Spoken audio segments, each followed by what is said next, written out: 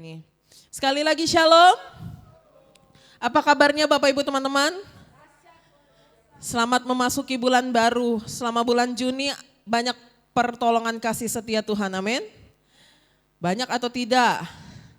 Atau Anda berbeban berat sekali sampai Anda tidak bisa melihat kebaikan Tuhan gitu. Coba angkat tangan yang tidak bisa melihat kebaikan Tuhan. Biar kita berdoa. Ya, selamat datang bagi kita semua kembali lagi di Dok 4. Ya, di sini kita punya moto Christ for you, Kristus untukmu. Di sini kita hanya memberitakan Kristus. Di sini Bapak Ibu enggak ketemu orang-orang hebat, Bapak Ibu enggak ketemu orang-orang kaya, Bapak Ibu enggak ketemu orang-orang yang berpengaruh, Bapak Ibu di sini ketemunya Kristus ya. Yang diberitakan adalah Kristus. Jadi saya bukan pendeta terkenal, tapi Anda tidak perlu mengenal saya, Anda perlunya mengenal Yesus gitu ya. Oke Bapak Ibu teman-teman yang terkasih, hari ini kita akan membahas tema yang baru untuk bulan ini ya. Bulan Juli, boleh saya tolong dibantu teman-teman pelayan multimedia. Hari ini kita belajar tentang keluarga yang berpusat pada Injil ya. Jadi teman-teman harapan saya fokus ya. Kemarin saya katakan teman-teman kasih di ibadah doa puasa gitu ya Bapak Ibu. Kalau Bapak Ibu teman-teman baca Yakobus 1, Yakobus 1 itu dia mengajarkan kita itu hendaknya engkau cepat untuk mendengar, lambat untuk berkata-kata dan lambat untuk marah gitu ya. Hendaklah kamu jangan hanya jadi pendengar saja tapi jadi pelaku firman gitu ya. Dulu pendeta gembala kita, Dok 4 yang sebelumnya dia bilang begini, kalau marah sama jemaat gitu ya. Kalian ini hanya mendengar saja tapi tidak melakukan. Nah tahun 2020 itu 20 tahun yang lalu. Kalau tahun 2026 ini PR saya kepada Anda itu, Anda jangankan melakukan, mendengar saja belum tentu. Karena apa? Sekarang tuh kita punya ada barang kecil itu ya, yang sangat mudah mendistraksi kita. HP. Baru 15 menit dengar khotbah, enggak fokus, kita mulai langsung scroll HP. Jadi tahun 2026 ini tantangan gereja, bukan hanya soal hanya menjadi pendengar, tidak mau jadi pelaku. Tantangan kita sekarang sebagai jemaat Tuhan, jemaat belum tentu dengar khotbahnya. Karena apa? Menganggap gereja itu hanya isi absen gitu ya. Tapi biarlah kita di jemaat Dok 4, kita melatih diri kita untuk mendengar. Ya, sebagaimana Yakobus berkata, cepatlah kamu untuk mendengar, lambat untuk berkata-kata. Jadi teman-teman yang terkasih, saya tahu di sini rata-rata teman-teman muda punya AI ya. Saya nggak larang Anda menggunakan teknologi, saya juga pakai HP. Tapi coba kita perhatikan kira-kira fokus Anda. Apakah Anda bisa fokus mendengar ya, menyerap informasi atau Anda kalau berkuliah 1 jam saja Anda tahan nggak? Kalau Anda sudah tidak tahan fokus ngomong dengar 1 jam, berarti di situ kita sudah boleh detox HP sedikit. Saya nggak katakan Anda buang HP Anda, tidak. Tapi coba kuasai diri Anda. Latih, atur waktu-waktu mana yang penting. Karena Anda bisa 1 jam susah dengar khotbah, tapi 3 jam bisa scroll TikTok. Informasi apa yang Anda dapat dari TikTok belum tentu ada. Cuman karena tangan kita gelisah, sudah kena bajak otaknya. Jadi dengan kasih Kristus saya ngajak beberapa saat ini, beberapa hari ini, dan beberapa minggu ke depan saya terus akan mengingat jemaat. Ya saya tahu Anda mungkin ada yang benar-benar bisa fokus, ada yang mungkin agak susah untuk fokus. Tapi percayalah Anda itu diciptakan oleh Tuhan punya akal budi. Ya, kalau teman-teman coba latih otak Anda untuk berpikir. Boleh pakai AI? Boleh, tapi jangan bergantung kepada artificial intelligence. Bergantunglah kepada authentic intelligence, ya. Kepintaran yang autentik, yang datangnya dari Tuhan. Otak Anda itu adalah berkat Tuhan. Anda itu lebih hebat daripada mesin. AI ciptaan manusia, Anda ciptaan Allah. Pasti bisa. Latih diri Anda, apalagi anak-anak muda. Saya tahu suka doom scrolling, bukan hanya anak muda. Ya, orang tua juga. Kadang saya juga suka tegur mama saya. Saya pernah duduk sebelahan saya susun khotbah gitu ya. Dia di sebelah TikToknya nggak sampai 2 detik, dia scroll terus, kan ganti-ganti suaranya. Aku sampai negur, loh kenapa doom scrolling? Ya, yang nggak ada yang sesuai. Kalau nggak ada yang sesuai, matikan HP-nya, kerjakan yang lain. Ya, karena kita harus melatih diri kita. Jangan sampai kita di umur 30 tahun, 40 tahun teman-teman, kita udah pikun karena doom scrolling. Tidak kita pakai otak kita untuk berpikir supaya tajam gitu ya. Kita latih diri kita. Setuju ya? Teman-teman ya, kita latih minimal tuh dari khotbah dulu, 1 jam saja. Tapi saya bukan mau khotbah itu, saya hanya jadi pengantar. Coba teman-teman belajar fokus. Tadi pagi saya katakan kepada jemaat, saya katakan coba senggol kiri kanannya, katakan kalau saya ngantuk tolong senggol saya ya. Kalau saya main HP tolong ambil HP saya gitu ya. Karena kalau saya ambil HP Anda langsung kehilangan sukacita, merasa dipermalukan mungkin ya. Tapi tidak, saya tidak akan sebegitu jahatnya, tapi saya yakin Anda bisa menguasai diri Anda ya. Boleh gunakan HP, tetapi saat ada firman, kita coba belajar fokus, itu juga bukan hanya menyegarkan jiwa Anda juga jadi sehat. Bisa belajar fokus, bisa berpikir gitu ya. Setuju teman-teman? Oke, hari ini kita akan belajar tentang keluarga yang berpusat pada Injil. Mungkin di sini mayoritas belum berkeluarga, tapi Anda adalah bagian dari anggota keluarga. Ya, keluarga yang berpusat kepada Injil. Kenapa saya angkat ini? Ya, mungkin Anda katakan saya itu dari lahir itu udah Kristen. Papa mama saya Kristen, masa sih kami nggak percaya Injil, masa sih keluarga saya nggak berpusat pada Injil. Pada faktanya teman-teman, seringkali di dalam kehidupan Anda dan saya, kita menggunakan Injil itu sebagai opsional. Kalau untuk memenuhi apa yang kita inginkan, kita pakai ayat firman. Tapi kalau mulai ke arah hidup kita tuh kayaknya nggak mempan nih pakai ayat firman. Kita pakai filosofi dan kemampuan kita sendiri. Sementara ya bulan lalu kita sudah melihat kisah Ayub ya, kita belajar dari kisah Ayub, dan di minggu pertama kita sempat bahas bahwa sikap rumah tangga dalam anugerah Allah, Kristus selalu jadi pusat dan arah hidup rumah tangga gitu ya kita katakan. Terus kita katakan rumah tangga selalu dalam pertobatan setiap hari. Kemudian kita katakan pemberitaan tentang Kristus terus dilakukan di tengah keluarga. Nah masalahnya yang tiga-tiganya ini seringkali kita masih gagal melakukannya ya. Sementara saya jadikan pengantar saja karena ini ada di doa awal bulan. Ya, kalau 3 ayat 16 sampai 18 ya, teman-teman belajar fokus, kalau ada tulisan Anda baca. Kadang kita tuh suka kalau udah berapa baris tuh langsung udah capek membaca gitu ya. Ayo kita latih lagi diri kita, fokus latih diri kita membaca. 1, 2, 3. Hendaklah perkataan Kristus diam dengan segala kekayaannya. Stop. Dikatakan perkataan Kristus itu, saya kasih bahasa aslinya, hologos to Christo, artinya firman tentang Kristus. Firman tentang Kristus berarti apa? Injil, karena Injil selalu ngomongin Kristus. Ya, jadi mau dikatakan hendaklah Injil diam dengan segala kekayaannya. Yang dimaksudkan dengan diam, dia itu gak opsional, tapi dia memiliki tempat yang tetap, berumah gitu. Dia punya tempat tinggal yang tetap di dalam kehidupan kita. Jadi bukan opsional, bahwa arah keluarga Anda atau Anda sebagai anak-anak muda, Anda akan mengejar cita-cita Anda, orientasinya adalah perkataan Kristus. Sehingga dikatakan, kamu dengan segala hikmat, katakan mengajar, ya, mengajar dan menegur seorang akan yang lain. Gimana caranya mengajar dan menegur?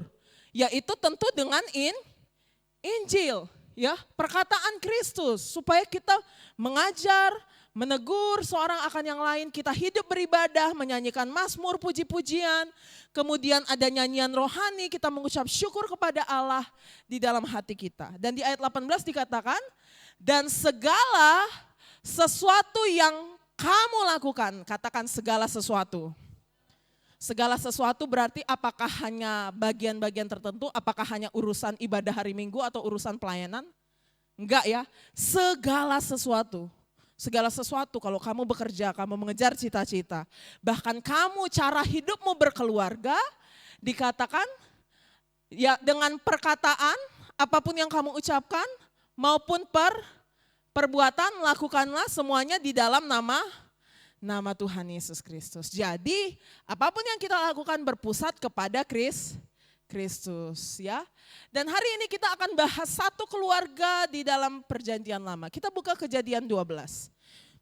Kita buka teman-teman Kejadian 12, teman-teman fokus ya, pastikan Anda menggunakan HP untuk mencatat atau untuk membuka Alkitab. Notifikasinya boleh mungkin dimatikan dulu supaya kita bisa fokus.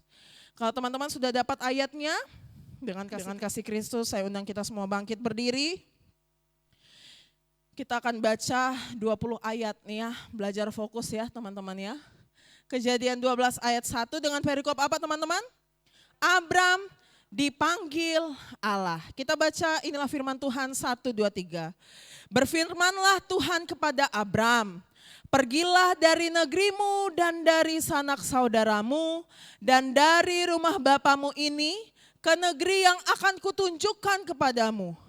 Aku akan membuat engkau menjadi bangsa yang besar dan memberkati engkau serta membuat namamu masyhur dan engkau akan menjadi berkat. Aku akan memberkati orang-orang yang memberkati engkau dan mengutuk orang-orang yang mengutuk engkau. Dan olehmu semua kaum di muka bumi akan mendapat berkat. Lalu pergilah Abram seperti yang difirmankan Tuhan kepadanya, dan Lot pun ikut bersama-sama dengan dia. Abram berumur 75 tahun ketika ia berangkat dari Haran. Abram membawa Sarai istrinya dan Lot anak saudaranya dan segala harta benda yang didapat mereka dan orang-orang yang diperoleh mereka di Haran. Mereka berangkat ke tanah Kanaan lalu sampai di situ.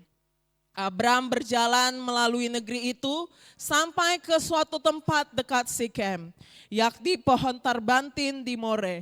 Waktu itu orang Kanaan diam di negeri itu.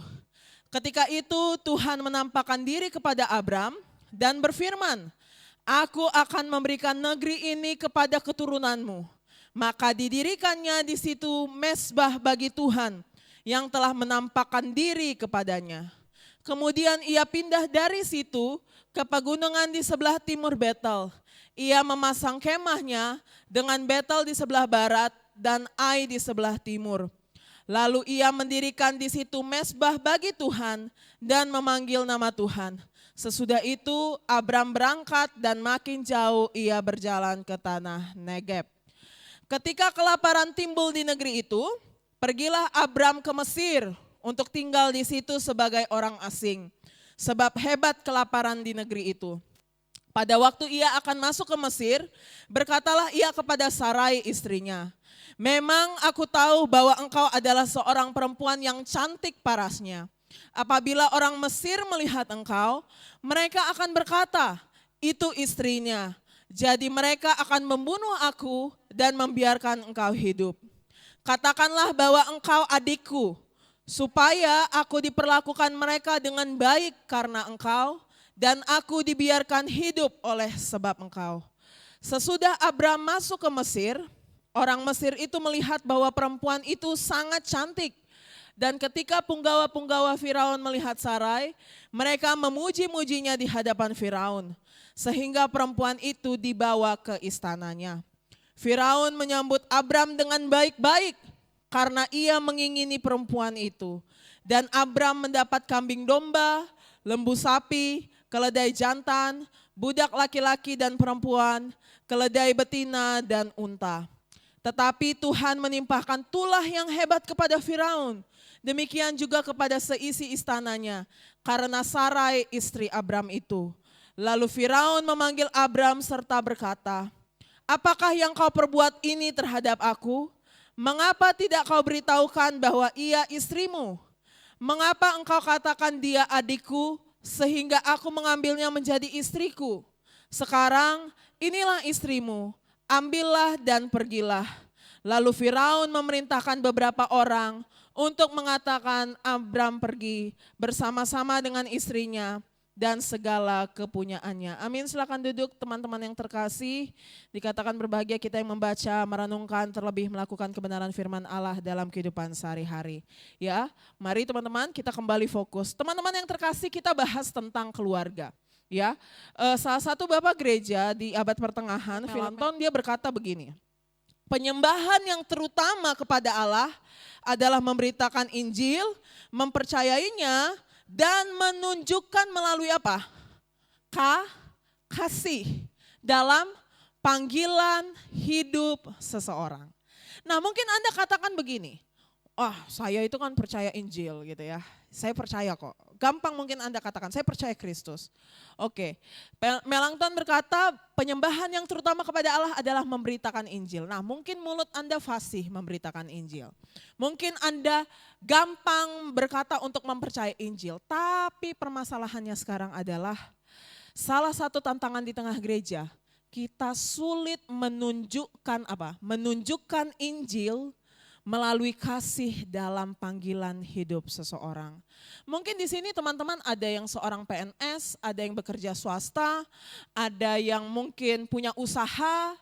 Tapi teman-teman yang terkasih, panggilan Anda yang paling panjang dan paling menyita waktu sebenarnya adalah Anda di keluarga.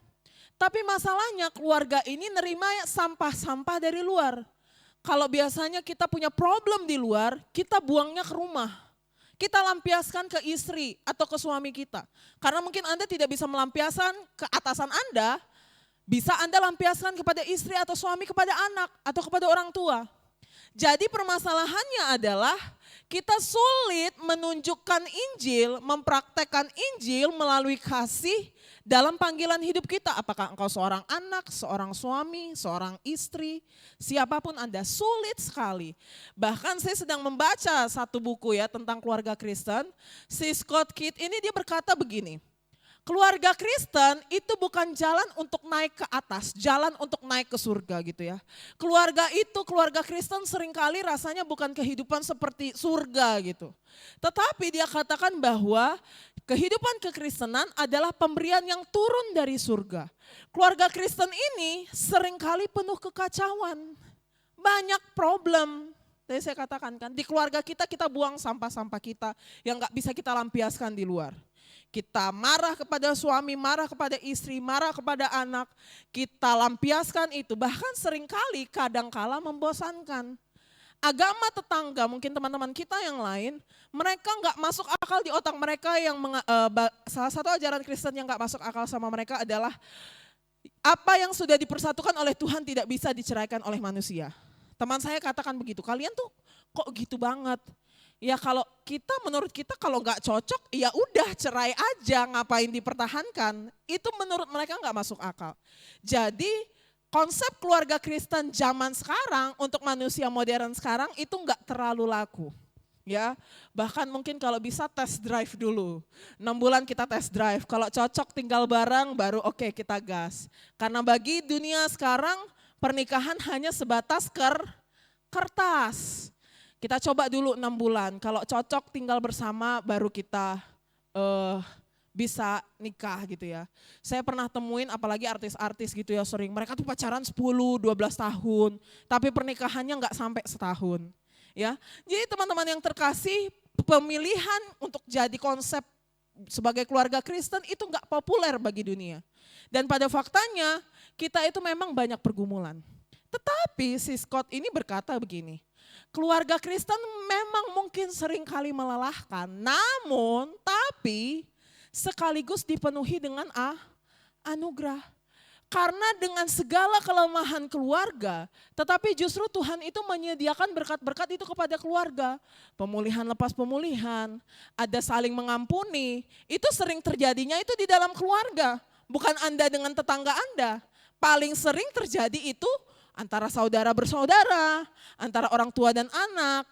Jadi justru Scott ini mau katakan keluarga kita, keluarga Kristen memang pasti banyak pergumulan, tapi justru berkat-berkat Tuhan disediakan bagi keluarga. Karena apa? Karena konsep keluarga bukan konsep manusia, bukan akal-akalan pemerintah gitu ya. Tetapi Tuhan sendiri yang desain keluarga saat penciptaan, saat dia katakan beranak cuculah, Tuhan memberkati mereka dan berkata beranak cuculah dan bertambah banyak. Jadi konsep keluarga itu bahkan konsep Tuhan. Jadi kalau apa yang sudah dikonsepkan oleh Tuhan berarti itu baik gitu ya. Ngerti ya? Nah, hari ini kita akan belajar tentang Abram, keluarganya Abram. Siapa sih Abram? Abram itu anaknya Terah. Kalau teman-teman baca Kejadian 11, mereka itu orang Ur Kasdim, mereka itu pindah ke Haran. Tadinya mereka itu bapaknya Abraham ini rencana mau pindah ke Kanaan. Tapi mereka akhirnya stay di Haran. Saya nggak akan terlalu lama di sini. Apa kesamaan Ur Kasdim dan Haran? Kesamaannya ini. Dua kota ini sama-sama pusat penyembahan berhala. Kota ini sama-sama perdagangannya maju gitu ya, kota metropolitan di zaman kuno. Dan Ur dan Haran ini juga budayanya maju, tapi mereka adalah pusat penyembahan berhala. Nah, berarti Abram itu hidupnya adalah sebagai penyembah berhala. Dia tumbuh diajarkan oleh orang tuanya untuk menyembah berhala. Tetapi ada satu konsep yang dikerjakan oleh Tuhan bagi Abram. Tiba-tiba di Kejadian 12 Tuhan ngomong gini sama Abram. Pergilah dari negerimu dan dari sanak saudaramu dan dari rumah bapamu ini ke negeri yang akan kutunjukkan kepadamu. Nah, saya ada bold into pergilah. Pergilah itu bahasa aslinya, kalau Bapak Ibu teman-teman ngerti ya bahasa asli dalam Alkitab, dia ngomongnya itu lek-leka. Artinya apa? Tuhan mau ngomong, pergi dari dirimu sendiri ya.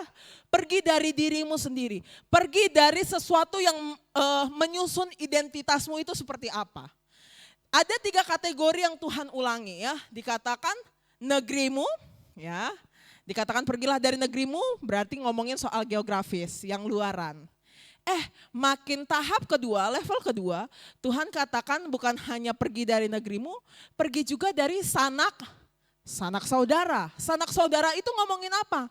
Ngomongin klan, ngomongin jaringan, ngomongin sistem keuangan. Anda mungkin beberapa di sini itu perantau misalnya ya.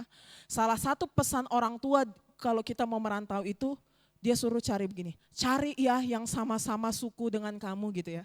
Batak itu adalah salah satu suku yang memang tuh kayak gak bisa diam di kampungnya, pengennya tuh merantau. Dan yang dilakukan oleh perantau Batak pertama adalah dia cari orang Batak, dia cari marga yang sama dengan dia. Karena konsep manusia, konsep adaptasi manusia, mereka merasa yang bisa membantu kita di perantauan adalah sanak saudara kita, walaupun kita nggak kenal tadinya dia siapa, tapi kalau nama kita sama berarti nenek moyang kita sama. Berarti dia bisa bantu saya bisa bantu dia. Nah, Tuhan katakan pergi dari sanak saudara, dari klan, dari jaringanmu, dari sistem perlindunganmu. Masuk lagi ke level yang ketiga, lebih dalam lagi. Pergilah dari negeri bapamu. Kan ini ngomongin ini orang Abraham ini kan kuno ya. Mereka ini patriarki sekali. Identitas kita didasarkan dari siapa bapak kita. Ya, bahkan itu sampai sekarang orang Batak, ya siapa margamu siapa? Berarti kamu identitasmu itu. Warisanmu apa gitu ya. Kalau orang Batak, saya kan Manurung, tapi saya sudah nikah sama Simanjuntak. Nah, kalau sudah Simanjuntak tuh rasanya tuh saya bukan Manurung lagi, saya sudah pindah ke Simanjuntak. Hak-hak yang diterima oleh saudara-saudara saya yang Manurung tentu beda dengan saya yang sudah dipandang oleh adat, itu saya sudah Simanjuntak gitu ya. Karena yang menyusun identitas kita adalah siapa? Bapak kita. Ya, identitasnya, warisannya, makna hidupnya. Sebentar, saya agak lebih lancar daripada tadi pagi ya. Padahal saya ini Bapak Ibu teman-teman tahu saya cuma tidur tadi malam tuh 2 jam. Saya tadi baru minum kopi sih, kopinya Tanah Papua, enak kopinya. Anda bisa itu ya. Oke lanjut, tadi pagi tuh saya merasa saya agak terbata-bata gitu ya. Kok jadi iklan ini ya. Oke, terima kasih Tuhan agak lancar ini. Oke, ya dari negerimu, sanak saudaramu dan dari negeri bapamu, katanya dia pergi gitu ya. Nah, terus dikatakan apa? Pergi dari rumah bapamu ini kemana? Ke negeri yang akan kutunjukkan kepadamu. Nah, saya tadi pagi kasih contoh gini, teman-teman kalau punya kesempatan bekerja tinggal di Jakarta, kota metropolitan, gaji Anda 35 juta, Anda udah bisa settle di situ. Terus tiba-tiba Tuhan katakan, pergilah ke pelosok timur sana, ke suatu kota yang akan saya tunjukkan nanti. Bahkan dia gak kasih tahu di mana. Gitu ya. Menurut Anda, logis gak itu? Ya enggak lah, anak muda zaman sekarang tuh kita kan mau financial freedom ya di Jakarta lah. Yang jelas-jelas punya banyak sumber daya gitu ya, banyak yang bisa dilakukan gitu. Tapi dikatakan gini, pergi dari negerimu, sanak saudaramu, dari rumah bapamu, ke negeri yang akan kutunjukkan kepadamu. Nah, kalau Anda diminta seperti ini, kadang kan kita bilang gini kan, tunjukkan dululah kemana gitu kan. Kalau aku udah tahu kemana, baru aku pergi nanti gitu ya. Karena apa? Kita nggak mau kenyamanan kita terganggu. Tuhan kasih tahu dulu lah supaya saya bisa menimbang-nimbang plus dan minusnya, bisa saya timbang-timbang. Apakah saya untung pergi ke situ atau saya rugi ke situ. Ini ya harusnya biasanya kayak gini kan. Karena kita nggak mau kenyamanan kita terganggu. Tapi Tuhan lanjutkan dengan begini. Ya, dia nggak hanya serta-merta suruh pergi, tapi dia kasih janji. Dia kasih janji firman Tuhan. Ada janji anugerah bagi Abram. Dia katakan begini, aku akan membuat engkau menjadi bangsa yang besar, ya, dan memberkati engkau serta membuat namamu masyhur. Terus dikatakan engkau akan menjadi berkat. Aku akan memberkati orang-orang yang memberkati engkau dan mengutuk orang-orang yang mengutuk engkau. Dan olehmu semua kaum di muka bumi akan mendapat berkat. Dah. Tuhan katakan, kamu pergi, aku janji. Lihat itu yang saya putihin, aku. Ya, pusatnya semua dari mana? Dari Allah. Saya ulangi lagi, kira-kira ini Abram bikin apa sampai Tuhan bisa kasih janji kayak gini? Dia ada bikin apa kira-kira? Dari firman Tuhan yang kita baca tadi. Gak ada kan? Dia penyembah berhala loh. Terus tiba-tiba Tuhan kasih aja gitu. Kenapa seperti itu ya? Nah, saya mau kasih tahu. Ada satu hal yang terjadi di Kejadian 11 sebenarnya. Teman-teman tahu kisah Menara Babel? Tahu ya, pasti tahu kisah Menara Babel. Apa yang terjadi di Menara Babel? Menara Babel ini anak-anak manusia katakan, ayo coba kita kumpul, kita bangun suatu menara yang sampai ke langit dan kita cari nama supaya kita tidak terpencar-pencar. Supaya nama kita termasyur. Apa faktanya? Akhirnya Tuhan cerai beraikan. Ini bedanya konsep manusia dengan konsep Allah. Manusia mau cari kemuliaan sendiri. Mau mencari sesuatu yang hilang kemuliaan diri sendiri. Tapi Tuhan mau katakan, kemuliaan, kemasyuran, berkat itu datangnya hanya dari Tuhan dan dia mau kasih ke siapa yang dia mau kasih. Ngerti ya? Ngerti ya? Benar kan? Lebih lancar daripada tadi pagi kan? Oh tadi pagi harusnya saya minum kopi ini mungkin ya. Enggak bercanda ya. Tadi pagi menurut orang bagus sih, tapi menurut saya tuh saya harusnya lebih maksimal daripada yang tadi pagi. Oke lanjutkan. Ya, jadi teman-teman yang terkasih dikatakan bahwa kalau Babel kita cari termasyur, kita harus cari nama bagi diri kita sendiri. Kita cari kemuliaan, manusia berusaha naik ke kemuliaan Allah. Tapi Tuhan katakan tidak, Tuhan cerai beraikan mereka. Langsung di Kejadian 12, Tuhan kasih tahu siapa dirinya sebenarnya. Dia memberikan kemasyuran berkat kepada orang yang siapa yang dia mau kasih. Dan itu siapa? Dia pilih Abram. Dia antara ribuan orang pada masa itu, dia pilih Abram dari orang yang menyembah berhala. Yang latar belakangnya adalah penyembahan berhala. Berbeda terbalik. Tadi kan kita udah baca, aku akan membuat engkau menjadi bangsa yang besar dan memberkati engkau dan membuat namamu masyhur. Ya. Tuhan mau katakan, saya mau memberikan anugerah kepada siapa yang saya mau kasih. Ya, bukan konsep manusia yang berusaha mencari kemuliaan dari dirinya sendiri. Akhirnya apa yang dilakukan Abram? Dia pergi. Ya. Nah saya tanya lagi, kira-kira ini yang masuk akal enggak? Tadi saya sudah contohin soal Jakarta kan. Kalau disuruh Jakarta, terus ke dunia pelosok mana gitu ya, ke Intan Jaya sana gitu kan. Kan kita pasti lebih pilih Jakarta. Tapi di sini dikatakan Abram pergi seperti yang difirmankan Tuhan. Dia bawa istrinya, dia bawa keponakannya, dia bawa harta-hartanya. Ya, dia bawa semua harta benda. Terus mereka pergi ke tanah Kanaan, lalu sampai di situ. Ya, teman-teman harus tahu kenapa kira-kira Abram bikin begini ya. Roma 4 ngasih tahu lebih dalam. Jadi teman-teman kalau nggak paham perjanjian lama, pasti perjanjian baru ada yang menjelaskan itu. Roma 4 ayat 1 sampai 3, 1, 2, 3. Jadi apakah akan kita katakan tentang Abraham, bapa leluhur jasmani kita? Sebab jikalau Abraham dibenarkan karena perbuatannya, maka ia beroleh dasar untuk bermegah.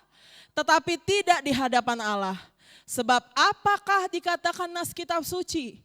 Lalu percayalah Abram kepada Tuhan dan Tuhan memperhitungkan hal itu kepadanya sebagai kebenaran. Nah, jadi maksudnya apa? Kira-kira maksudnya apa ya? Ya. Nanti kita lanjutkan. Lihat, Abram mulai berjalan. Dia mulai berjalan ke negeri itu. Dia sampai ke tempat di dekat Sikem. Nah, tadi dikatakan kan gini, tadi isi janji Tuhan apa? Pergi ke negeri yang akan kuberikan kepadamu, anak cucumu akan tinggal di situ. Pada faktanya, waktu mereka sudah sampai di Kanaan, Kanaan itu punya orang lain. Ada orang-orang Kanaan yang berdiam di negeri itu. Kalau kita jadi Abram kan mungkin agak ngomel ya, katanya buat saya. Gitu ya. Dia belum langsung punya rumah yang menetap. Ya. Tetapi apa yang dia katakan? Waktu dia sudah sampai di situ, ternyata Tuhan meneguhkan. Tuhan menampakkan diri kepada Abram. Dia katakan kembali lagi, dia ulang lagi. Aku akan memberikan negeri ini kepada keturunanmu. Imannya dikuatkan kan? Firman Tuhan menguatkan dia kan? Percaya dia kan? Terus dia dirikan mezbah, dia memuji Tuhan. Dia sudah melihat Tuhan menampakkan diri kepadanya. Terus yang dia dirikan bukan cuma satu, ada 2 mezbah yang dia dirikan. Ya, bagus ya, sampai sini kita udah ngerti ya jalan cerita Abram ya. Kita udah ngerti. Nah, kira-kira kenapa ya? Kenapa kira-kira dia bisa percaya seperti itu? Karena Bapak Ibu yang terkasih, firman Tuhan menguatkan dia. Ya. Nah, Ibrani ngomong lagi gini, sebab Abraham, ia menantikan kota-kota yang mempunyai dasar, yang direncanakan dan dibangun oleh Allah. Walaupun saat itu, lihat, dia hanya mendirikan lihat nih, dia mendirikan kemah, ia memasangkan kemah. Kemah itu gak permanen teman-teman ya, kemah itu bukan sesuatu yang permanen. Jadi dia belum punya rumah yang permanen, tapi dia percaya. Walaupun dia belum punya rumah saat itu, walaupun dia belum punya anak saat itu, kan katanya tadi keturunan, dia belum punya Ishak saat itu. Dia belum punya anak di situ, dia belum punya tempat yang menetap di situ, kekayaannya belum bertambah di situ, tapi dia percaya. Karena apa? Ada janji Tuhan, ada Allah yang menampakkan diri kepadanya. Wih, kuat gitu kan, dikuatkan dia. Dia percaya bahwa akan ada sesuatu kota yang akan dibangun. Oleh karena itu teman-teman, penting sekali tadi pagi saya sudah katakan, firman itulah yang justru menggerakkan Abram untuk percaya. Makanya tadi Roma 4 berkata, karena Abram percaya kepada janji Allah, makanya itu diperhitungkan sebagai kebenarannya. Kenapa Abram bisa berani pindah? Enggak seperti kita yang mungkin kita mikir-mikir kalau kita ditawarkan di Jakarta atau ditawarkan di Intan Jaya gitu ya. Kita pasti milihnya, kita hitung-hitungnya pasti Jakarta. Tapi kenapa Abram bisa pindah dari Haran yang tadinya kotanya itu adalah kota besar, dia bisa banyak hal yang bisa dia lakukan di situ, hartanya bisa bertambah banyak. Tapi kenapa dia bisa pindah? Karena ada firman yang dia dengar. Teman-teman yang terkasih, jangan remehkan firman. Karena satu-satunya di dunia ini yang bisa menguatkan kita, yang bisa memberikan kita pengharapan hanya firman Allah. Kekristenan berbicara tentang iman, pengharapan, dan kasih. Kita muter-muter di situ aja. Iman, pengharapan, kasih. Iman, pengharapan, kasih. Ya, firman yang didengar oleh Abram menghasilkan iman. Dia bergerak. Kemudian dia menyerahkan diri. Oke Tuhan, walaupun saya belum melihat rumah saya belum melihat saya punya anak, saya belum punya keturunan. Tapi dia percaya. Dia dirikan mezbah, dia menyembah Tuhan. Ya, karena ada firman, ada penyembahan. Nah, kita berhenti dulu di sini. Tadi pagi saya juga tanya. Menurut Anda, Abram ini masih penyembah berhala atau sudah tidak? Enggak ya. Karena dikatakan dia sudah melihat Tuhan, dia percaya firman Tuhan, dia percaya janji Tuhan, dan dia membangun mezbah untuk Tuhan. Dia udah kenal nih, Yahweh tuh dia udah kenal. Ya, dia udah kenal, dia bukan lagi orang yang menyembah dewa-dewa, berhala-berhala yang ada di Haran. Dia sudah menjadi orang yang baru, ciptaan yang baru, dia sudah kenal Allah yang benar. Dia bukan penyembah berhala, dia sudah orang yang beriman. Katakan, Abram sudah menjadi orang yang beriman, ya. Sampai sini dia sudah menjadi orang yang beriman karena apa? Karena firman. Nah, ginilah kehidupan orang beriman gak pernah lepas dari pergumulan. Teman-teman bayangkan, Tuhan kan janji sama dia. Pergi ke negeri ini yang akan kuberikan kepadamu, aku akan memberkati engkau, yang mengutuk engkau akan terkutuk gitu ya. Lihat, ternyata di negeri itu, di tanah yang Tuhan janjikan bahwa dia akan diberkati. Jangankan tambah kaya, makan aja nggak bisa. Ngomongin urusan lapar nih bos. Gak usahlah jauh-jauh ngomong berkat, gak usah jauh-jauh ngomong tentang banyak hewan, banyak budak-budaknya. Makan aja gak bisa, karena dikatakan apa di ayat 10? Kelaparan timbul di negeri itu. Timbullah kelaparan di negeri itu. Tanah yang dijanjikan Allah bahkan tidak memberikan makan kepada mereka. Nah sekarang ceritanya Anda udah di Intan Jaya gitu ya. Katakan Anda tuh diberkati gitu ya. Sampai di sana Anda makan pun gak bisa. Dari tadinya Anda pindahnya dari Jakarta. Menurut Anda sudah sepantasnya ngomel gak sama Tuhan? Pasti ngomel ya. Gimana sih? Katanya sih bakal diberkati. Ya, saya sudah percaya kepada Tuhan, saya sudah menyembahmu Tuhan. Tapi masa makan saja saya gak bisa kasih makan keluarga saya? Nah mulailah, Abram kan kepala keluarga nih. Laki-laki pasti langsung rasionya jalan. Ngapain ya? Saya bikin apa nih ya biar keluarga saya survive? Karena tentu bukan hanya mereka yang kelaparan, tanah itu kelaparan. Orang-orang yang tinggal di Kanaan itu mereka kelaparan. Mulailah main rasionya. Mulai mengambil keputusan. Apa keputusannya di ayat ini? Dia pergi ke Mesir sebagai orang asing. Karena hebat kelaparan di negeri itu. Masuk akal kan? Ya masuk akal lah, gak bisa makan kita ngungsi. Kita cari kota yang punya banyak makanan. Kita cari kesempatan di kota yang lain. Tapi coba kita tanya, apakah dia melakukan hal yang sama seperti di Betel, seperti di Ai? Dia bertanya kepada Tuhan minimal kek, atau mendirikan mezbah kek? Gak ada. Dia langsung ambil keputusan. Nah kadang kalau udah urusan perut, kita tuh langsung gak bijaksana. Ingat ya catatan-catatan waktu Ayub bulan kemarin gitu ya. Teman-teman bisa cek di website, di YouTube juga bisa lihat. Ya, saya mau tegaskan kepada teman-teman Bapak Ibu yang terkasih. Kadang, termasuk juga untuk anak-anak muda.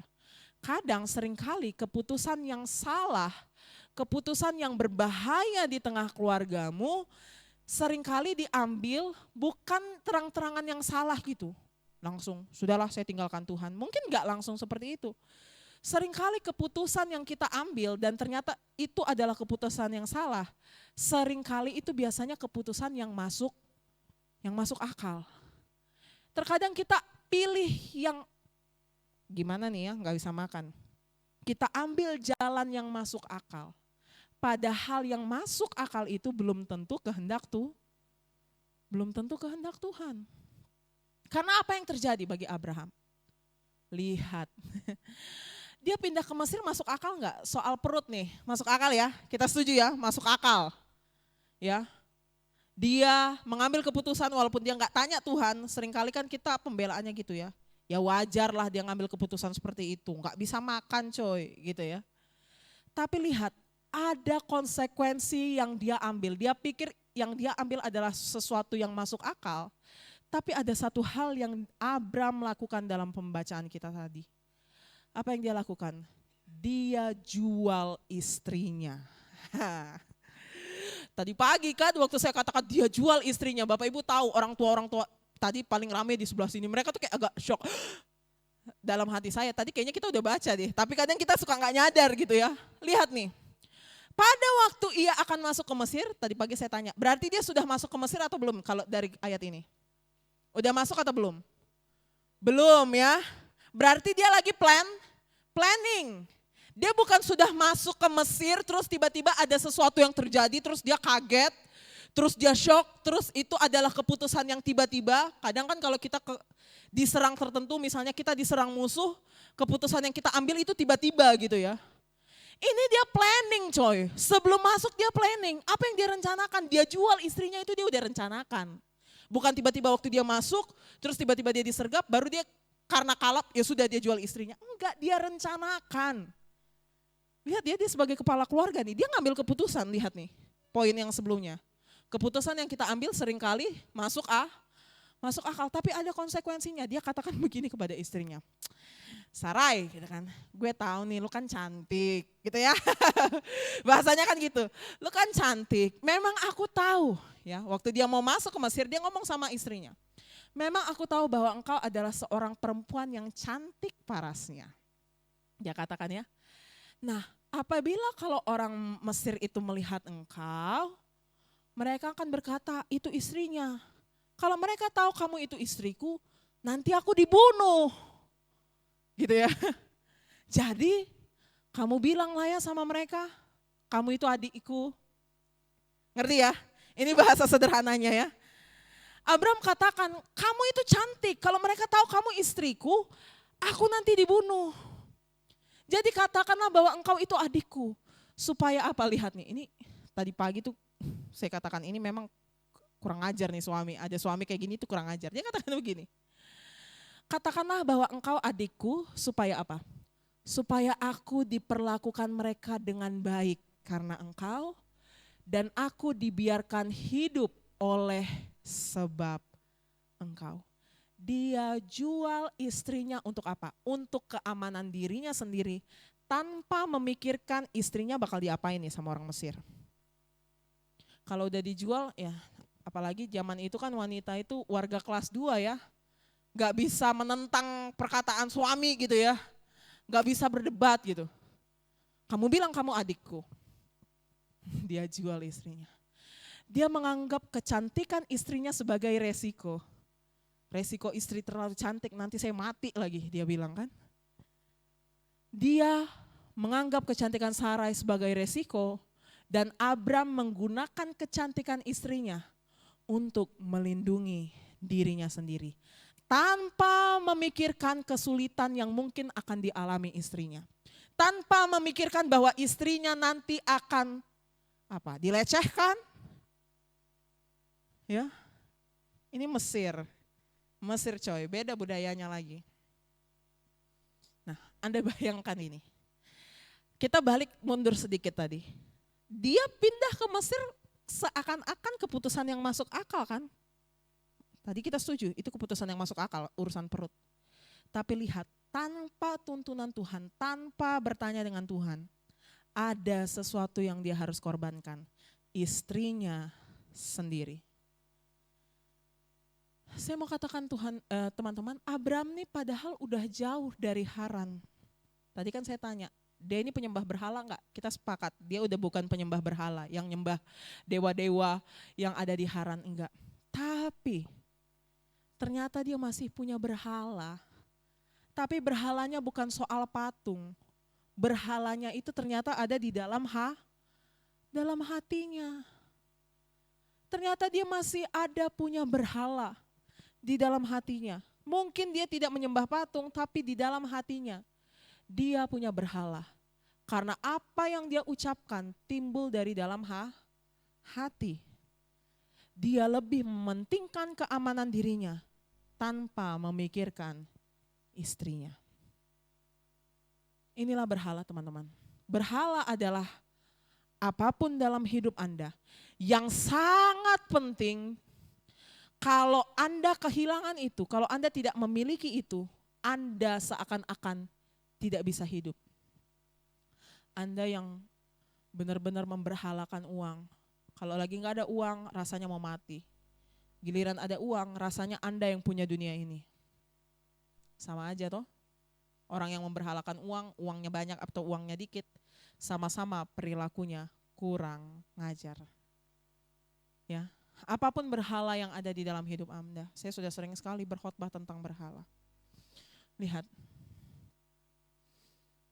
Ini yang dikejar oleh Abram. Kenapa dia sampai sebegitunya sama istrinya? Dia mau mengejar supaya dia diperlakukan dengan baik dan supaya apa? Supaya dia dibiarkan hidup. Jadi apa yang terganggu? Oleh karena pergumulan kelaparan ini, kenyamanannya terganggu. Kontrol hidupnya terganggu. Abram takut kehilangan kenyamanan dan kontrol atas hidupnya. Karena ini masuk ke Mesir. Negara yang luar biasa, bahkan sampai tahun 2026 itu negara tuh masih ada. Salah satu negara peradaban kuno yang masih ada sampai tahun 2026, Mesir. Abram takut kehilangan kenyamanan dan kontrol atas hidupnya. Dia rela mengorbankan istrinya. Penyembahan selalu berkaitan dengan korban. Saya ulangi. Penyembahan selalu berkaitan dengan korban. Apa yang engkau sembah pasti akan ada yang Anda korbankan untuk dapat yang itu. Ngerti ya? Abram sangat menyukai kenyamanannya. Dia lebih suka dia punya kontrol atas hidupnya.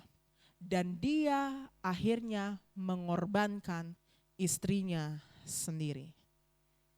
Ini. Dia berpusat kepada diri sendiri. Supaya aku diperlakukan baik, supaya aku tetap hidup. Dia hanya memikirkan dirinya sendiri, dia gak mikirin istrinya. Penyembahan berhala, zaman modern sekarang, Anda terus memikirkan diri Anda sendiri. Apa yang enak untuk saya, apa yang cocok untuk saya. Itu yang Anda kejar. Dan inilah yang Abram kejar, dia korbankan istrinya. Tahu apa hasilnya dari itu? Dia makin kaya, bos. Nah nih, lihat ya. Sesudah Abram masuk ke Mesir, bener nih ternyata. Mesir tuh ngelihat, nih orang cantik banget. Padahal dia udah 65 tahun loh itu, si Sarai itu. Tapi dia sangat cantik. Ya, orang Mesir melihat perempuan itu sangat cantik. Penggawa-penggawa Firaun tuh kasih tahu, ada nih perempuan cantik banget. Ya. Setelah Firaun kasih tahu, memuji-muji di hadapan Firaun, perempuan itu dibawa ke istana. Jadi si Sarai ini dibawa ke istana. Firaun menyambut Abram dengan apa? Dengan baik-baik, karena punya apa? Keinginan untuk memiliki si Sarai. Dan Abram apa? Firaun kasih dia kekayaan. Wah. Teman-teman coba perhatikan ini. Dia punya kambing domba, lembu sapi, keledai jantan, budak laki-laki dan budak perempuan. Lihat, awalnya Tuhan janji toh dia akan diberkati. Tapi faktanya gara-gara perilakunya, dia bertambah kaya sih, tapi bukan dari Tuhan. Dia dapatnya dari Firaun. Coba teman-teman, kalau tadi pagi tuh, saya suka tadi pagi tuh reaksinya tuh banyak-banyak, apalagi orang tua ya, kayak shock gitu. Terus mungkin agak ada yang menangis. Karena apa? Ini tantangan di dalam keluarga. Apa yang Anda korbankan sampai Anda sakiti keluarga Anda sendiri? Terus kan kadang kita mikir, kita pilih pilihan yang masuk akal sama kita. Terus kita ukur apakah pilihan kita itu benar dari apa? Dari harta. Kalau Abram lihat ini, dia jual istrinya terus dia tambah kaya, pasti pikirannya, oh berarti ini adalah langkah yang disediakan oleh Tuhan. Anda sering gitu kan? Gak nanya Tuhan, terus Anda merasa harta Anda bertambah, oh berarti Tuhan memberkati aku dengan melimpah-limpah. Padahal cara Anda memperoleh berkat itu belum tentu karena dari Tuhan. Coba renungkan ini. Ya. Abram tambah kaya sih. Emang sih seakan-akan dia hartanya bertambah banyak. Seakan-akan dia diberkati. Tapi menurut teman-teman, apakah ini adalah hal yang baik? Coba saya yang udah datang tadi pagi tidak usah jawab. Kira-kira ini hal yang baik atau enggak? Hartanya bertambah loh. Tadi pagi saya agak lama di sini. Muter otak semua jemaat yang tadi pagi. Menurut Anda ini hal yang benar atau enggak? Apakah ini dituntun oleh Tuhan atau tidak? Karena waktu saya lebih muda daripada yang sekarang, ya waktu saya kuliah, saya baca ayat ini, saya enggak ngerti. Ini kira-kira rancangan Tuhan atau enggak? Baru sekarang saya ngerti.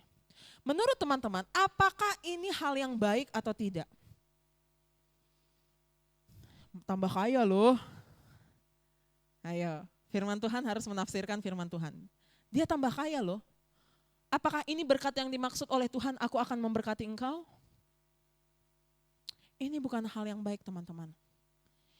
Ingat ya, Tuhan kan awalnya berjanji kan sama dia. Bahwa keturunanmu, bahwa engkau diberkati, karena engkau bangsa-bangsa diberkati, engkau dan keturunanmu. Saya mau katakan, Abram dan Sarai itu satu paket. Sarai ini pasangan Abram yang bersama-sama nerima janji Tuhan. Janji keturunan. Sarai itu masuk dalam rancangan perjanjian ilahi.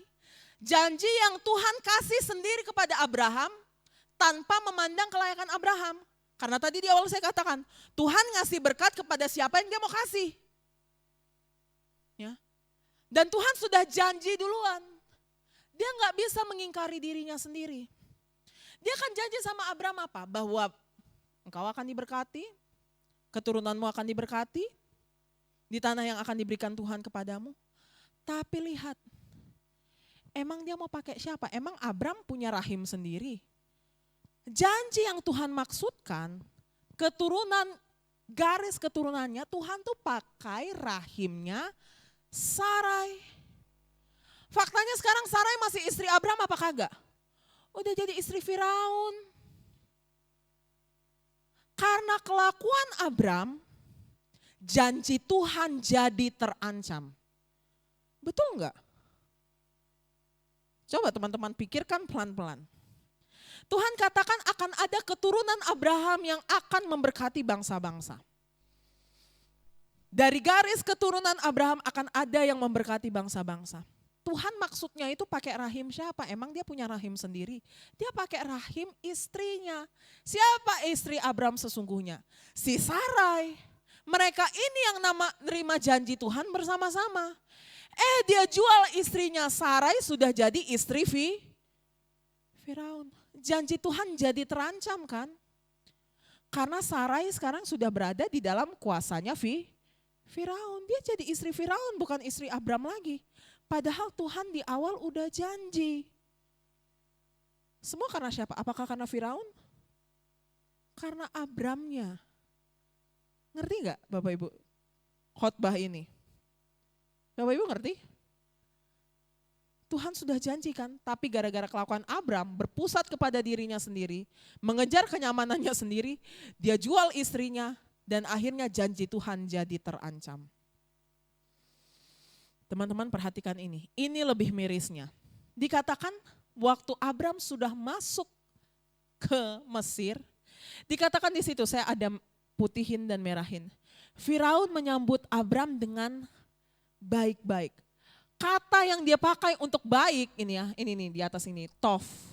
Kata yang sama yang dipakai oleh Allah saat dia lihat ciptaannya. Waktu Tuhan menciptakan, habis itu Tuhan katakan semuanya itu baik. Kata baik yang sama dituliskan di dalam kitab Kejadian ini. Firaun menyambut Abram dengan baik. Artinya apa? Abram menerima yang baik dalam tanda kutip, tapi dia dapat itu bukan dari Tuhan. Dia menerima yang baik itu dari tangan Firaun. Sesuatu yang seharusnya dia dapat, yang baik itu seharusnya dia dapat dari Allah sumber berkat. Dia dapat yang baik itu dia dapat dari Firaun. Raja yang tidak takut akan Tuhan. Ini udah kelewatan sebenarnya. Ya, yang baik, pemberian yang baik yang paling kita terima Bapak Ibu, satu-satunya pemberian yang paling baik yang dapat kita terima adalah yang dari Tuhan sendiri. Bukan dari dunia ini. Pemberian yang baik yang Abram terima, perlakuan baik yang Abram terima itu bukan dari Tuhan. Itu dari penguasa dunia. Sudah kelewatan Abram ini. Lalu apa yang Tuhan lakukan? Tuhan ubah alurnya. Jadi Abram ini udah mengacaukan rencana Tuhan. Dan dikatakan ini bahasa tetapi Tuhan itu berarti ada sifat yang tadinya ceritanya mengarah ke sini, tetapi Tuhan dia balikkan cerita itu, ya. Jadi dibalikkan cerita itu. Tetapi Tuhan menimpakan tulah yang hebat kepada Firaun, demikian juga kepada seisi istananya karena siapa? Karena Sarai. Karena istri Abram itu. Tuhan timpakan tulah. Karena apa? Tuhan murka. Sarai itu istrinya Abram. Ada janji yang Tuhan mau bikin, tapi dikacaukan oleh Abram sendiri. Dan Tuhan akhirnya menulahi Firaun. Dalam hal ini, khusus Firaun yang ini, saya agak kasihan. Dia nggak tahu apa-apa, tapi akhirnya kena hukum. Dia nggak tahu apa-apa, padahal dia ini kena tipu. Seringkali Anda Bapak Ibu yang terkasih, Anda kira biasalah itu kalau kita bikin dosa, biasalah itu. Saya nggak kena apa-apa kok, saya nggak kena tulah. Belum tentu, bisalah jadi orang lain menderita gara-gara Anda. Tanpa tahu apa-apa. Ya. Dalam hal ini Firaun kena tulah gara-gara kelakuan Abram. Bertobat Bapak Ibu, jangan gara-gara kehidupan Anda, orang lain Anda bikin susah. Ya. Lalu akhirnya Firaun berkata begini, apakah yang kau perbuat ini terhadap aku? Kenapa kamu gak kasih tahu kalau dia istrimu? Wajar ya Firaun marah, wajar lah dia gak dikasih tahu. Ya, dia padahal udah kasih sinamot gitu ya, untuk punya istri si Sarai itu ya. Karena kan ceritanya Abram ini saudaranya, udah dia kasih harta gitu ya, udah dikasih sinamot supaya bisa nikahin Sarai. Mengapa engkau katakan dia adikku sehingga aku mengambilnya menjadi istriku? Sarai ini udah dijadiin istri sama Firaun. Sekarang inilah istrimu, ambillah dan pergilah.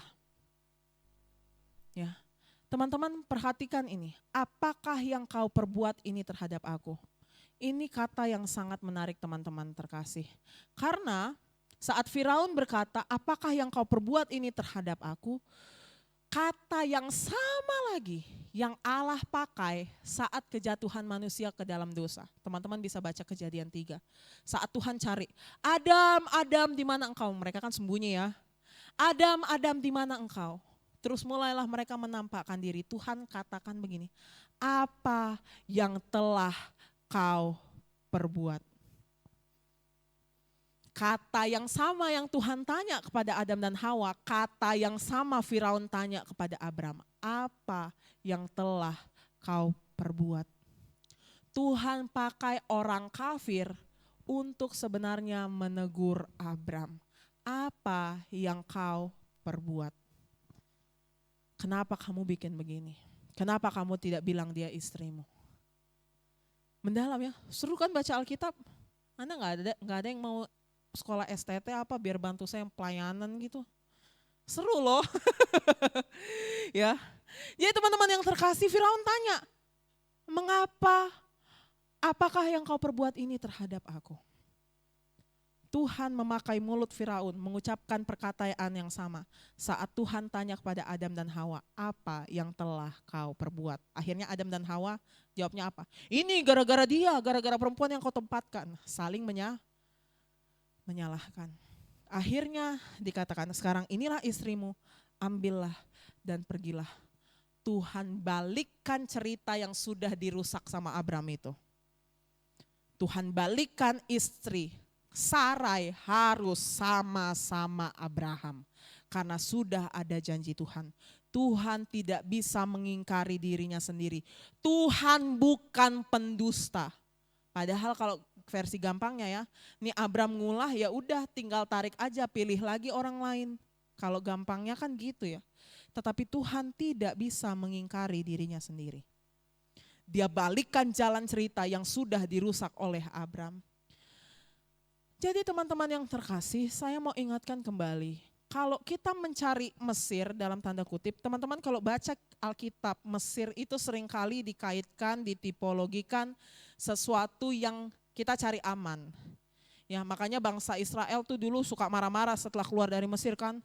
Waktu mereka kehausan atau kelaparan. Apa ini yang kau perbuat? Mending bunuh kami saja, lebih enak di Mesir gitu ya. Lebih enak diperbudak gitu. Mesir ditipologikan seperti adalah sistem keamanan.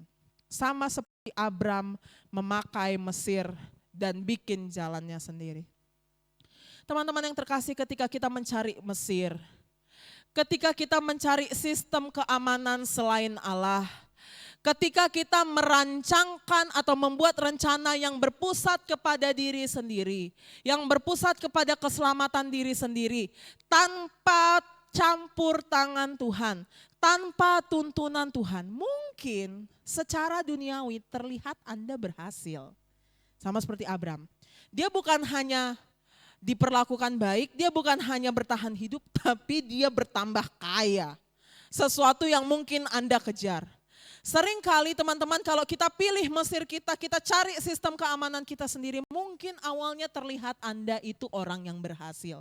Tapi percayalah, pasti ada konsekuensi.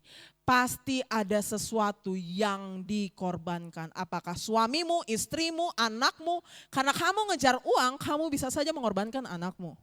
Karena kamu mengajar harga dirimu itu yang selangit itu, Anda tidak bisa memaafkan istri atau suamimu.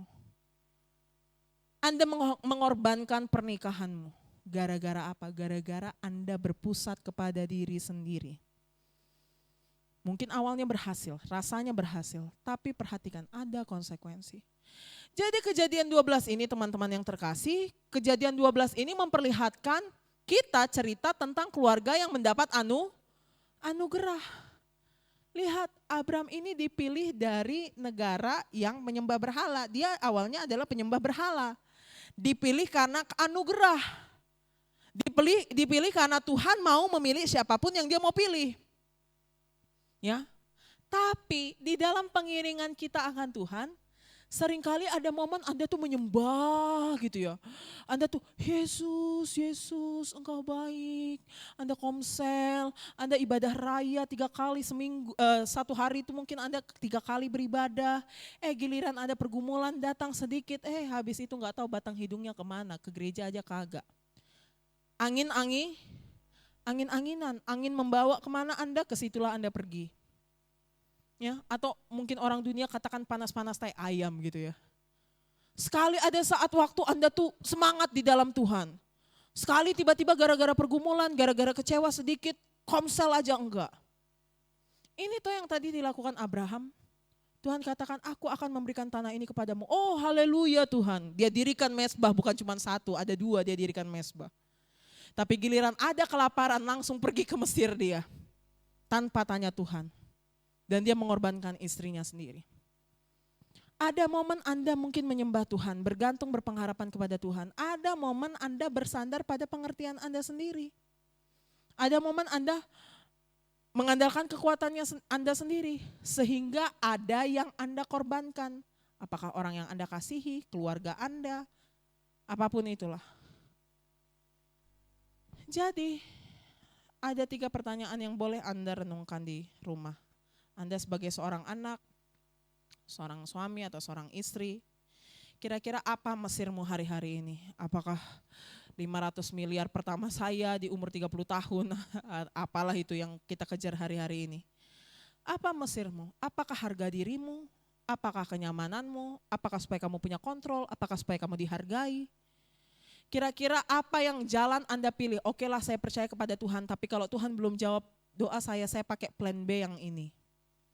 Anda punya plan A, plan A-nya Yesus, plan B-nya ya pokoknya pinter-pinteran kita lah. Apa Mesirmu saat ini? Dan kira-kira keputusan yang Anda ambil, siapa yang akan menanggung akibat dari keputusanmu itu? Renungkan itu. Kalau Anda mau mengambil keputusan di hari-hari yang akan datang atau Anda sudah mengambil keputusan yang salah, Anda bertanya-tanya, kira-kira konsekuensi saya kemarin saya bikin keputusan ini apa ya konsekuensinya? Dan yang ketiga adalah renungkan, apakah engkau mau dipertobatkan atau tidak? Ya, teman-teman yang terkasih, renungkan itu. Karena lagi-lagi saya tidak bosan-bosan menceritakan kebaikan Tuhan. Ya, syukur bagi Allah. Ada cerita Injil dari pembacaan kita. Poin pertama adalah Allah setia saat Abram tidak setia. Allah tetap mengingat perjanjiannya yang awal tadi kita baca di Kejadian 12 ayat 1. Dia ingat itu. Dia ingat bahwa dia sudah berjanji kepada Abram.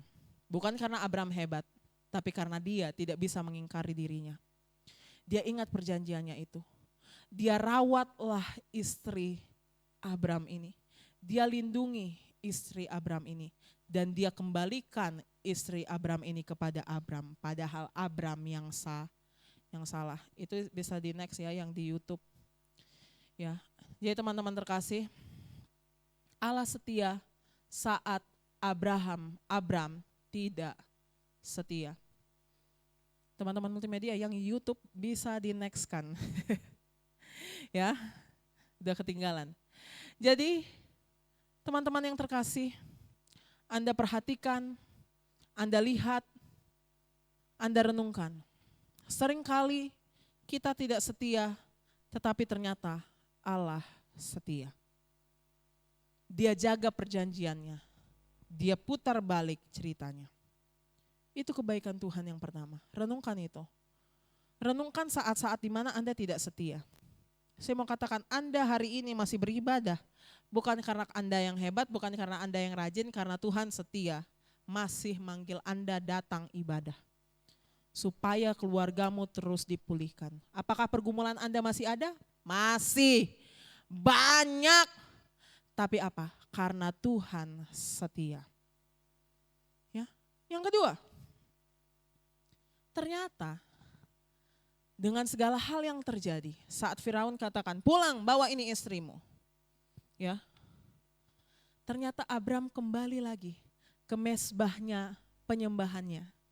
Karena di perikop berikutnya dikatakan, Bapak Ibu teman-teman bisa baca 1, 2, 3, ia berjalan dari tempat persinggahan ke tempat persinggahan.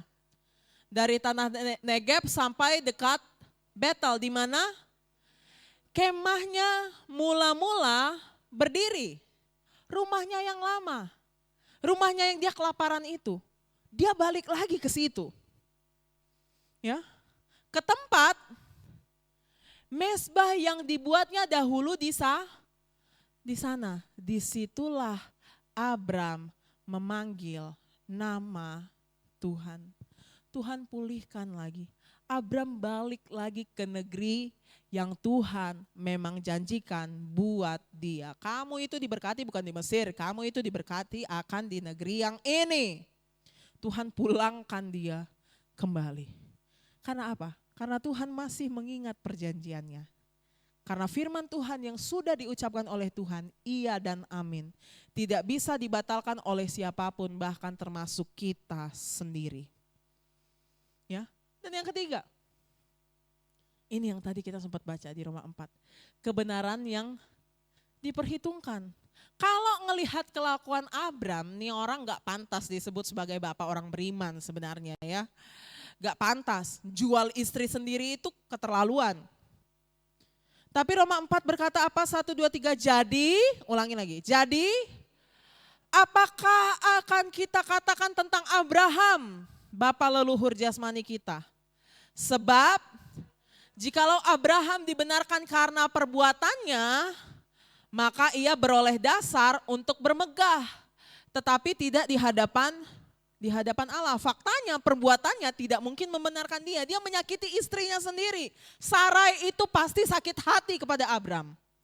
Gara-gara dia supaya menjaga dirinya, dia tidak menjaga saya, dia tidak pikirkan saya. Kita jadi Sarai, para perempuan ini pasti tersinggung punya suami kayak gitu. Betul ya? Kita sakit hati. Kalau Abraham dibenarkan karena perbuatannya, mungkin dia punya dasar untuk bermegah, tapi enggak mungkin. Tidak di hadapan Allah dia dapat bermegah. Karena yang dia lakukan adalah kekejian di mata Tuhan. Karena dia hampir membatalkan, ya, merusak rancangan Tuhan. Sebab, 1, 2, 3, sebab, apakah dikatakan nas kitab suci?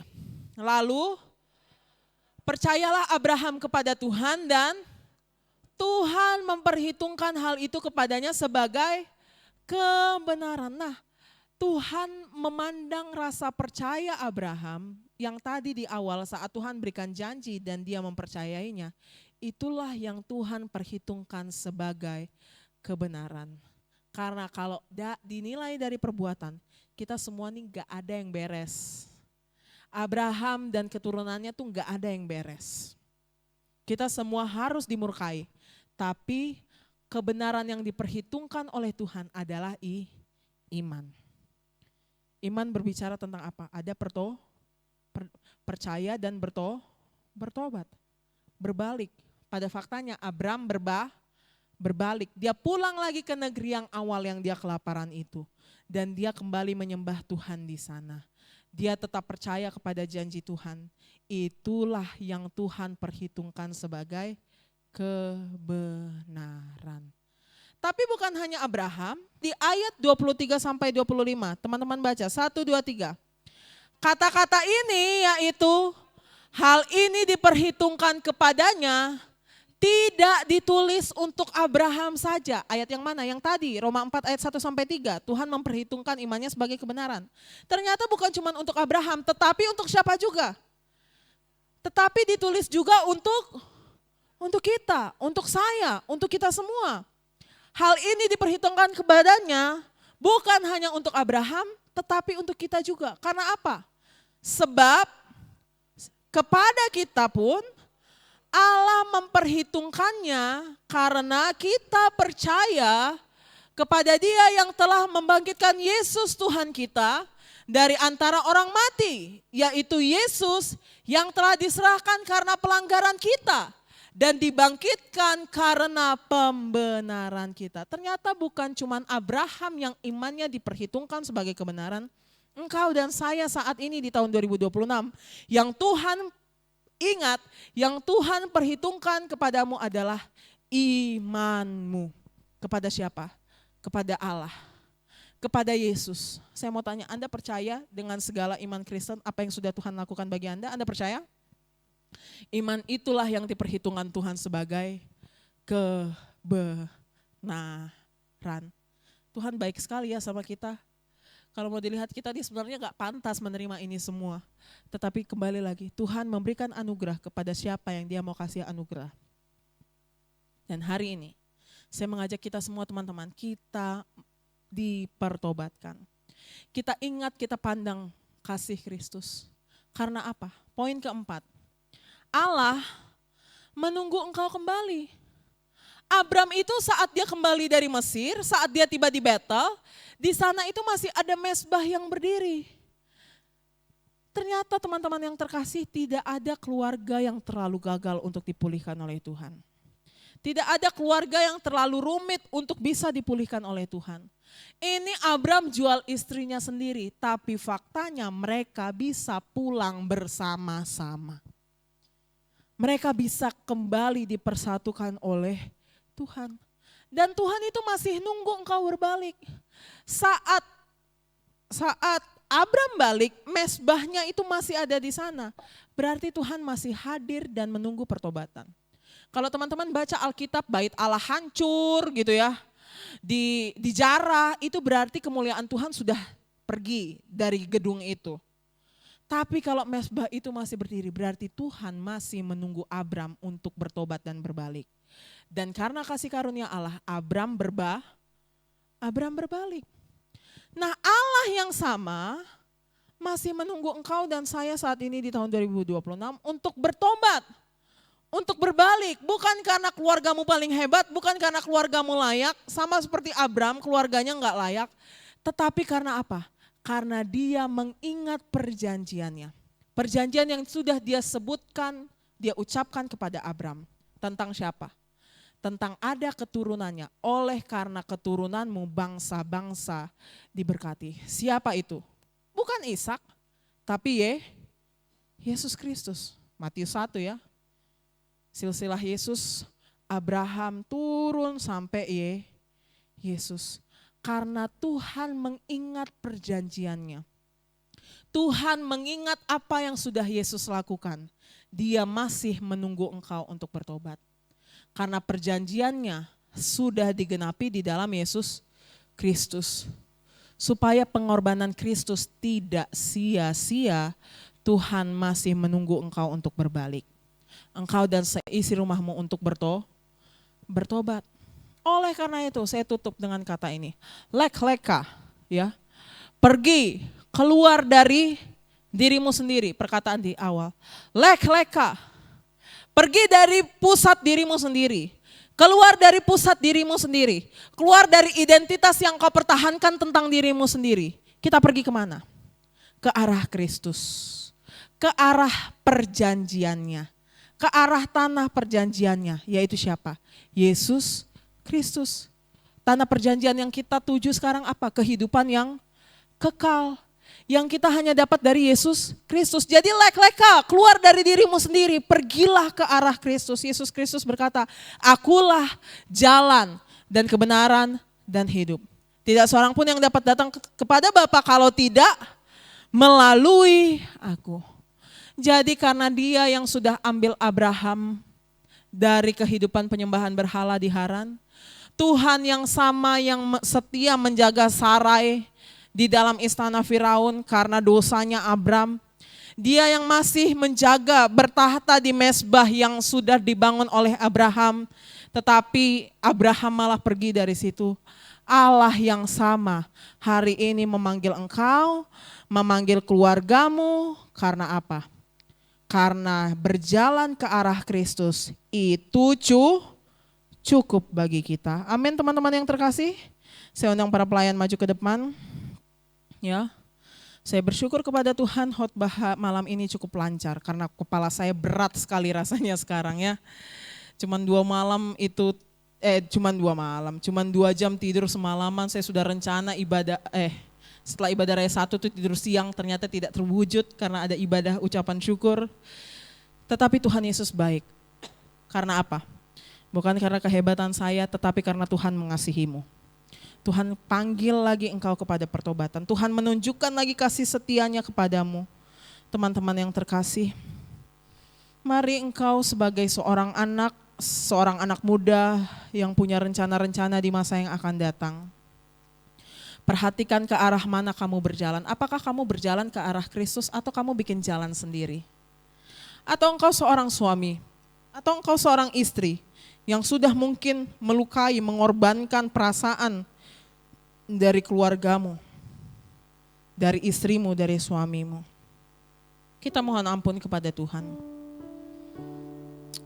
Haleluya. Pribadi lepas pribadi, mari kita berdoa kepada Tuhan. Memohon ampun, mengucap syukur atas kebaikan Tuhan.